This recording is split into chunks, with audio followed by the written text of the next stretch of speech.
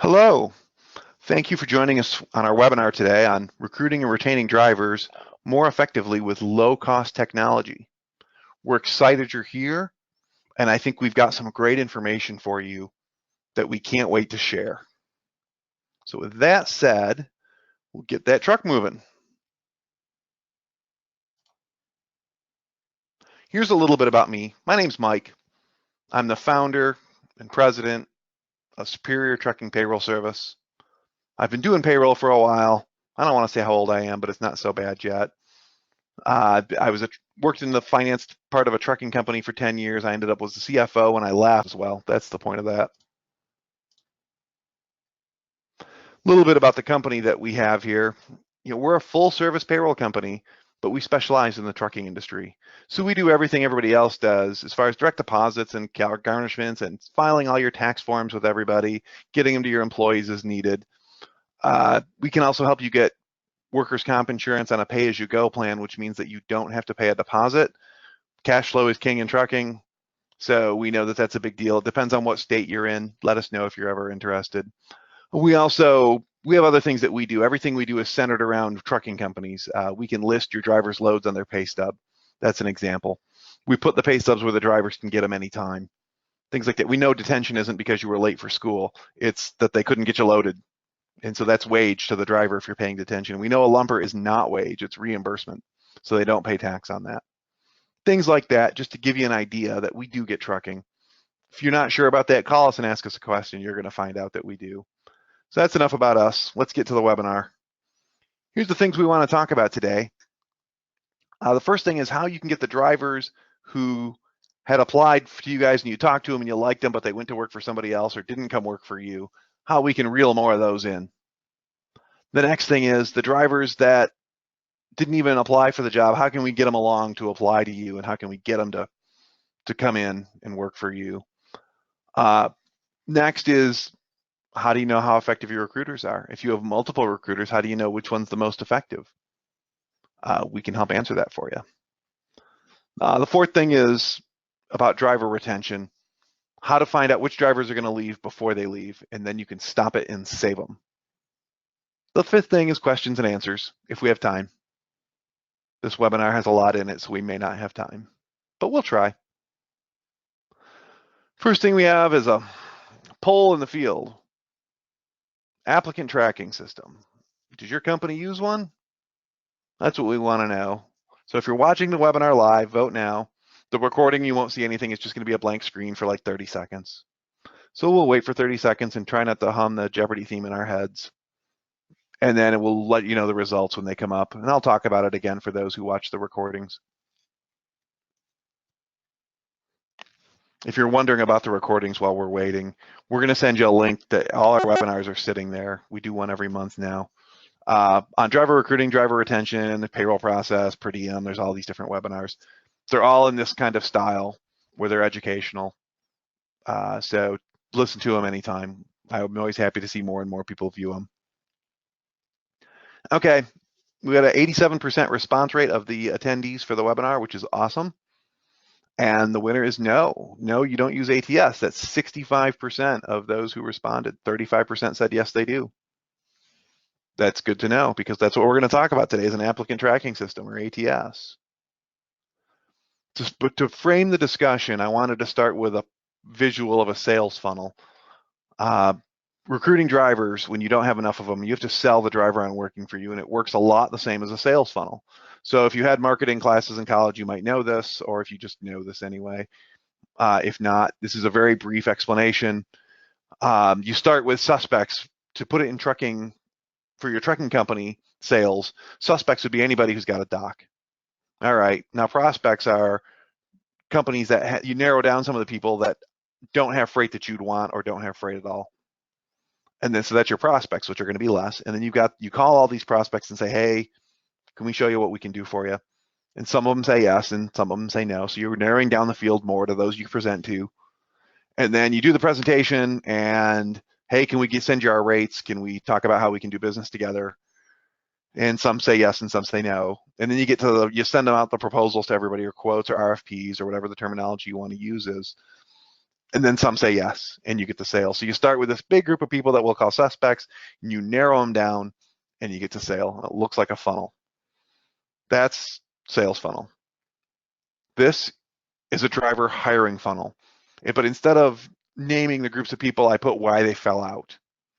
So you start with everybody who you've ever talked to about driving for you, and you get people that say, oh, I've only got 7 DUIs.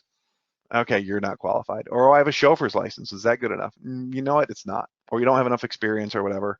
Those people get tossed out in the first level. The next level is they're not a good fit. What I mean by that is they want to haul vans to Texas and you haul flatbeds to New York.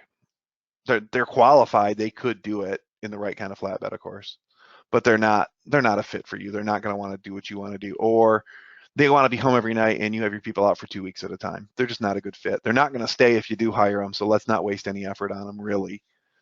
The next group is those who dropped out. The dropouts are, they filled out an app, we reached out to them, never heard from them again. They ghosted. The group after that, as we're narrowing down, are the people you offered a job to, said, even if, whether it's a formal job offer, you just said, hey, we'd really love to have you work for us. Why don't you come on in? Those people are the next group down, and they turn down the offer. They end up working for somebody else or staying where they were at. And finally, you get to those you hired. Where we can really help you is with these groups right here and putting more people in the funnel in the first place. Let's talk about how we're going to do that. What I want to show you is with an applicant tracking system, if they use an online application, which you would get with an ATS, hopefully.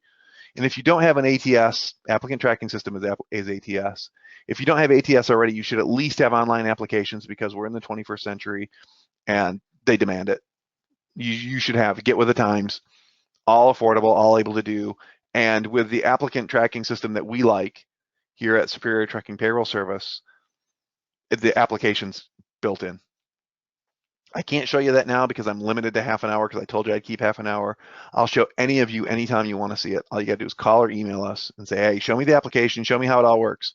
And we can go through much greater detail, but this webinar is about recruiting and retaining drivers. So these are 2 sample drivers that I made up to put in there. I had to have unique email addresses for OTR driver. You can see here, right? I screened it just to have those in there because you could also put an office manager position or a local driver or dispatcher position in there. But I wanted just to show you the OTR drivers. This one has a status of application completed. This one has application started. All the bottom one put in name, phone number, city, state, email address. So, and over here we've got star ratings. Usually the applicant started wouldn't have a star rating, but sometimes you might know something about them. So this is just a quick view of the dashboard. If you clicked over here, you could actually see the applications. You could check the status updates over this way. There's lots of stuff you can do with it. You can move them into different statuses, all that kind of stuff. And that's all for another day, but the recruiting part is where this is really going to matter. You can take all this data and you can output it to a report. So I made the report with my 2 people, and I highlighted the first one. This is somebody who completed the application. This person was, they applied. They just didn't come work for us. Now, I just filled this in with new data, but let's make this a month ago instead of a couple days ago. What you can do is you could go and check your report for everybody who applied 4 weeks ago, and we didn't hire them, and they were rated reasonably well, which we could show you, or you can filter out that way. You've got a phone number, you've got an email address. Call them, email them. Calling is more powerful, but you could email them if you had so many of them. Say, hey, you completed the app with us. We liked you. Why didn't you want to come work for us? Or you can ask them what they're doing now if you want to make it a little less confrontational. So what's your situation? Oh, yeah, I'm working for Bob's Trucking. Oh, you started with Bob's, huh? Okay, great. Is Bob's doing everything for you that they're supposed to be doing? They delivering on their promises? And then you get one of 2 answers. Yes, they are, or no, they aren't, or kind of a hedge. Not really. That's a no. It's a no. There's yes, and there's everything else. If it's yes, hey, I'm so glad you found a company that fits your needs. That's awesome. If something ever changes, we're here for you. You know, if you don't mind, we'll call you back in 3 or 4 months. But other than that, if you need us, we're here. Have a great day. That's the end of the conversation. The driver feels wanted, which who doesn't want that? Everything's great. If the driver hedges on the answer or says no, they're going to be looking for a job at some point anyway. So why not make your company the first company they want to call? So you say to them, well, I'm sorry that things aren't working out for you there. If you're still considering another option, we'd like to be that option. What, can we reactivate your application? It's just a nice term, just make it sound like they're letting you do something. Or can we schedule a time to talk in more detail about next time you're in town or over the phone or however you want to do it? We still got your app, and see where that goes. And even if they don't want to talk to you right then, or they hedge their bet and they're not sure what they want to do, when they go to decide, you're going to be the first call on the list, and that's what you really want to be. You want to be that first call, because if you do it right, you'll make no second call, which is again another webinar. That's in our driver recruiting webinar, by the way, how to stop them at the one call. Go listen to that one, and it goes into more detail. But this guy was in those two pieces of the pipeline, the sales funnel, that we're trying to capture. He was either ghosted or offered the job and turned it down. Yeah, this is gold. This is so much easier than trying to find new leads. So you can really capitalize on it and try and bring them into the system. Because if he's not happy at his current job, he's going to leave for anyway, so he may as well just leave and come work for you. The next person that is now highlighted is application started. Got their name, got their phone number. It's not a real phone number. Don't call that one, by the way. Don't call that phone number. This is my office phone number. You can call that one. So this person just began to fill out the application. That's all they did. But at least now, if they had done that another way, if they had done, for example, they'd done it online, if you just had an online application and they started filling it out, and then they just closed it and bailed, you're never going to know about it. Or if they got an application that they printed off and filled it out by hand, you're never going to know about it. But if you can get them to do it through this ATS system here, you're going to know right where they are. So you've got them in the system, so you can reach out to them and say, hey, we saw you started an application. We've got a position up and would really be interested in you if you'd finish it for us. You got their phone number. You can reach out to them. Again, not a real phone number. But let us know what you want to do. Another thing you can do, that puts them into the pipeline, by the way, because they weren't even in there before, because really you don't know if they're qualified. So that gets more people into your pipeline, your sales funnel, or whatever term you want to use. Again, super powerful. Then you move them to application completed. Now you try and reel them in. But what you can do if someone calls you and just has some questions, get their name, get their email address, you can start the application for them. And you're just putting in name and email address. You're not signing off on being correct and complete like you're signing somebody's checks or something. And if you can get your phone number is going to be in the caller ID, so you're going to pick that up too, probably. Most people don't apply for jobs from their current employer, so you'll probably be okay there. And you put those information pieces in there, and now they're in the applicant tracking system, and you can follow up on them, and then you can try and nudge them to complete the application and maybe come in. And they don't have to do anything. They just called and asked you a question about this or that, and they seem like they were okay with the answer. Hey, let me start an application for you. What's your full name? Awesome. Thanks. And what's your email address? And they give that to you. All right, I got that. I got the email address. I got your phone number in there. And you're going to get this. This is the email that they'll get just by filling in those things. Application started, same status we had before. All of this is whatever you want it to be. I pulled this off of somebody's Facebook. They had a Facebook page. I'm Facebook connected to a lot of trucking companies. So I picked the first one that when I was putting this together, and then went to their page, pulled it right off, changed the name to Demo Trucking to protect the innocent. But every time they go open their email, they're going to see all this. And they're going to see, oh, these guys do this for me, and they do this for me, and this for me. You get the idea. All these things. And they're going to be reminded that, oh, these guys are 95% drop and hook. Man, I have to wait for unloading. That's awesome.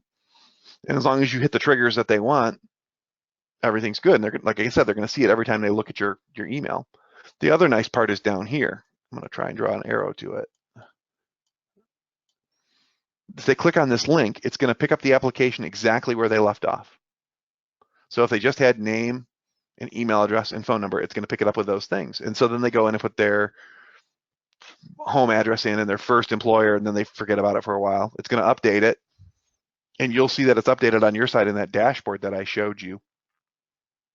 and then you will have, they'll be able to continue at any time. And you can kind of nudge them along. Hey, I saw you did more of the application. Do you think you can finish it for us? Would really like to talk to you. Things like that. Uh, and we can show you the job application anytime, but it's not the point of this. But it's a really nice job application. But yeah, so and when they update it, they'll get another email, and again, they'll get to see all these things.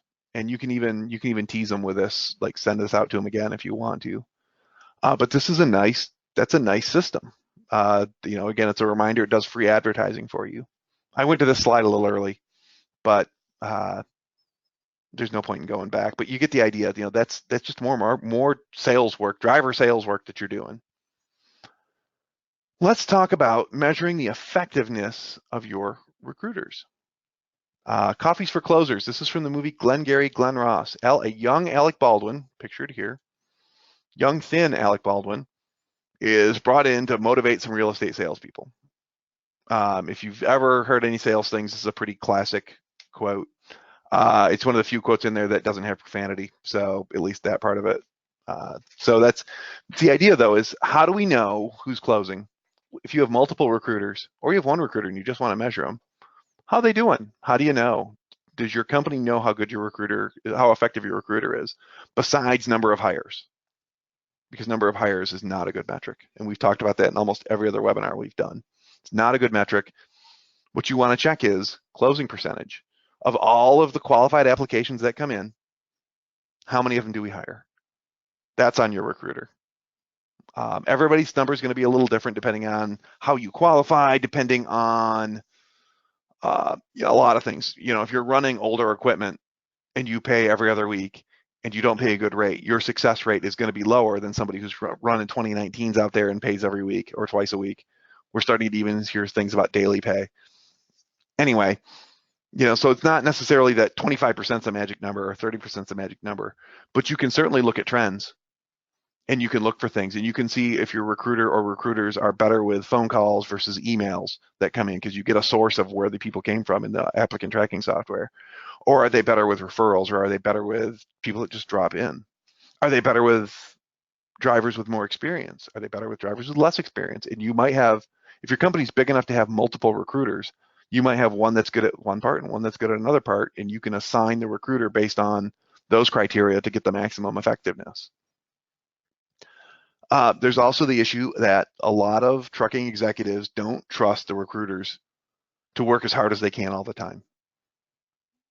This is as nice a way as I can say it.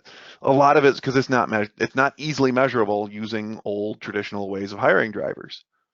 And so they think that, we told the recruiting people we need 4 drivers a week, and they get us 4 and they stop. That may or may not be true, but we can find out. If you're getting 4 every week and you find out that one week we got 4 out of 6 and one week we got 4 out of 56, they're probably sandbagging you. At the same time, if you're a recruiter and you're trying to do a good job, this is going to show up in these measurements, because you can show them that you've got 4 recruiters working for this company, and I'm the one who does all the closing. Nobody else does it. Everybody else hires 1 driver a week, and I hire 4, and I get the same number of qualified applicants as everybody else. You'll show them you're the best, and then you can say, I should get paid like the best. So if you're good at your job, you always want to be measured. If those of you remember CSA 2010 coming out and how it was going to be the end of the world and drivers hated it, I always told drivers, if you're a good driver, you're going to love this, because it's going to give you documentable evidence that you're better, and you can go you can use that to try and get a raise versus lumping everybody into the same bucket. So you can measure the recruiter closing percentage by all these different ways, and you can come up with an effective measurement, and you can see how it's going. You can also see if your problem is, hey, we're closing pretty good, but we're just not getting enough people into the funnel. Well, now we got to look at how we're using our advertising budget, or how we're getting the word out, and make that more effective. So there's lots of ways you can measure these things. And if the recruiter comes to the owners or the executives and says, I need more advertising money, you can look at this, and the recruiter can make the case, look, we're getting 10 applicants a week and I'm hiring 4 of them. I'll put that up against anybody.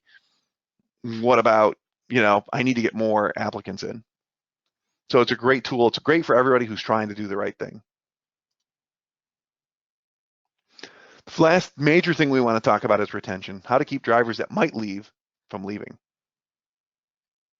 First thing you need to know is, why are the drivers leaving? It should be in your exit interview. An exit interview should be mandatory. Just ask them. There's other questions in there. Would you come back? Do this, that, blah, blah, blah. All I care about is why they're leaving. It might be they don't like their dispatcher. It might be they don't like the equipment. It might be they're not getting enough miles. It might be they're getting too many miles and they're never home. You'll get this data from the drivers that leave. For the example that I'm going to use here, it applies a number of ways, but we're going to use not enough miles as the example. So now we know we have a decent number of drivers that are leaving us, a reasonable percentage of drivers that leave us because they're not getting enough miles. So those drivers are gone. Let's talk about the drivers that are still there, because we're trying to prevent drivers from leaving. By the way, I'd reach out to those drivers and try and fix it, but all that said, they've already made their decision. And you can use your ATS to roll back on them, but that's another matter. Ask your drivers that are still with you, hey, are you getting enough miles? Are you getting enough miles, or are you not? And then you do that with what's called a pulse survey. Pulse survey is a very, very simple survey. I prefer one question surveys, and I prefer yes and no as the answers. Sometimes you have to give more options than that. But man, I get my druthers. It's a one question survey and it's yes or no. The driver doesn't have to think about the answer. It's not, what speed should your limiter be set at, your governor be set at, because they're going to tell you, 120. But it's, are you getting enough miles? Yes or no. Are you happy with your dispatcher? Yes or no. Are you happy with your equipment? Yes or no. Is your equipment properly maintained? Yes or no. The ones that say no, somebody needs to follow up with. Recruiting can do it, or HR, or safety, or the owner, depending on the size of your company. Hey, I saw that you weren't happy with the number of miles you're getting. Let's talk about it. I see that you've been averaging, and from your payroll data, you can know, I see you've been averaging 1,800 miles the last month. What we've paid you, what number do we need to get you to make you happy? And they'll say, oh, 2,500, 2,600, 3,000, whatever number they say. Then you can go back and try and solve the problem for them. And you can say, hey, dispatcher, Bill, the driver, really wants to get 2,500 miles and you're only getting him 1,800. What can we do? And we all put our heads together and we come up with a solution. That'll rescue the driver. That's a driver that was going to leave you because at 1,800 miles, and you have those drivers. If you have 20 drivers or more, you've got a driver who's like this, probably. You can fix this problem and you can keep the driver. And that's a driver who you are going to have to replace because he was going to leave because he can't put braces on his kid or whatever. Now you don't have to. That's a driver that you saved. And I would run the survey like that every week or every 2 weeks. And I'd rotate through about 10 different questions. Are you happy with your dispatcher? The questions I listed and more. You can get more specific, or you can tailor it to your needs. The people that say, yes, I have got enough miles. I'm happy with my dispatcher. I'm happy with the way my equipment's maintained. They're just glad you asked, and they're glad you want to know. So you lose nothing there. You can do this through the system that we have, or you can go use SurveyMonkey and send everybody a link. I think that's not the greatest way to do it, but it's free. So there's ways to do it. The important thing is that you follow up on it. And what we're going towards here is called predictive analytics. Predictive analytics is, I don't want to call it the future like that oversells it, but predictive analytics is going to become a bigger and bigger deal as we go on in our lives. Artificial intelligence, big data, if you've heard of those terms, that's all part of predictive analytics. What they do is you take patterns from the past and it tells people what they're going to do. So if you, in an office, for example, a predictor of someone quitting is when if they turn off their 401k without a compelling reason. They stop deferring into the 401k, and it's not because they were off for 2 weeks because they were sick, and it's not because their spouse lost their job, and it's not because of something else. They're getting ready to bolt. Yeah, that's usually what it is. So we can have those same things from these pulse surveys. If the driver says they're not happy with their miles, or driver says they really don't like their dispatcher, because when you call them and they say no and they go, oh, the dispatcher's a jerk, I can't stand him, he treats me like garbage, whatever. And again, this is the driver's point of view. It doesn't mean it's fact, but it's how the driver perceives it, and they'll leave over that. Convincing them that the driver's not a jerk isn't going to make them stay. That's the old win the battle, lose the war. You got to work with them on it, and work with the dispatcher. Hey, can you you be a little nicer with this guy, maybe say please, things like that. Just try and work that out. You get the idea. But predictive analytics says people that aren't happy are going to leave. That's an easy connection to make. So what we can do is take that data, which is the surveys, and we can convert it to who's going to leave, and then we can try and stop it. We can say, hey, we see that you're not happy with your miles. We're going to talk to your dispatcher or talk to whoever, driver manager, whatever terminology everybody uses, and we're going to get this worked out. So give us a week to get this worked out, and we're going to then follow up with them. Hey, we found a new run for you. You're going to get 2,700 miles a week. Is that going to make you happy? They're like, oh yeah, great, thanks. You saved a driver. There are different studies that says what it costs to hire a driver. The lowest number I've seen is $5,000 to hire a driver. Most of the numbers are north of 10. Depends on if you count lost revenue and things like that for the truck being down. So yeah, $5,000 saving one driver a year, right? That's pretty huge. Here's another example of predictive analysis. This is from a movie. I've been trying to use movie quotes just because they're more fun. If you know this movie, Captain America Winter Soldier came out 5 years ago, I think. This is one of the bad guys, this guy here. And he's explaining how he's going to do bad things to people. And the key thing is Zola's algorithm, which is how he's going to do it. Again, not germane to my point, but just that it's the thing. Evaluates people's past to predict the future. That is predictive analytics in its simplest form. It's a really good movie, by the way. I always enjoy the movie. We could have a whole nother webinar about that too, but that's the point. They use big data to predict what's going to happen. We don't have big data, but we have data that is a good indicator. And I think that's really important. So with that in mind, and go watch the movie, by the way. I'm just about out of time. I really don't have time for questions. If you have a question, call me, email me, Facebook me, LinkedIn me, send us smoke signals. I don't care. Get in touch with us. We're happy to answer questions. One of the questions that we get a lot is, why do you do recruiting and retention webinars when you're a payroll service? Because we kind of tie into the HR stuff, and we see it from a lot of clients, and we see best practices, and we see new trends, and we see all this stuff, and we want to share it with trucking people, because a lot of these trends in HR in general don't apply to trucking, or apply differently to trucking. For example, applicant tracking, as traditionally done, is you get 20 applicants for one position, and you're narrowing down to get to the most qualified, best person for the job. That's not our problem. If you're hiring an office manager, that's what you're going to do. But if you're hiring a driver, you're not trying to whittle 20 applicants down to one. If you've got 10 openings, you're trying to whittle 20 to. If you can whittle 20 to 10, you're going to feel like you're doing really well. So but that's why we do these. We do these because we want to help trucking, and we want to be a resource to the trucking industry. And so that's why we do all these webinars. If you have any questions about anything we've talked about, or more of the guts of this, is called an HRIS system, reach out to us. We'll talk to you about how it works. By the way, the cost of this, I told you it was low cost. If you have 100 employees and you save one driver a year using the system more than pays for itself. And you get all kinds of other HR help with it too. Onboarding, and you get performance appraisals, and you can put in notices for when driver's license expires and med cards expire and all that kind of stuff. So, and again, we're happy to show you all that. It's not the point of this webinar. And I need to wrap this up because we've been going long. But let us know if any of that interests you. And again, 100 truck tracking company saves one driver a year. It's paid for. And I think you're going to save more than that, plus get other benefits as well. Reach out to us again. Any questions or comments? If you're watching the recording, let us know. If you'll email us if you want the slides, we'll send the slides of the webinar right over to you. We're happy to do it again because we like to help trucking, and better trucking is better for all of us. I think we'd all agree.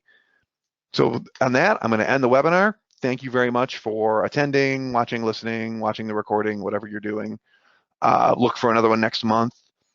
Have a great day.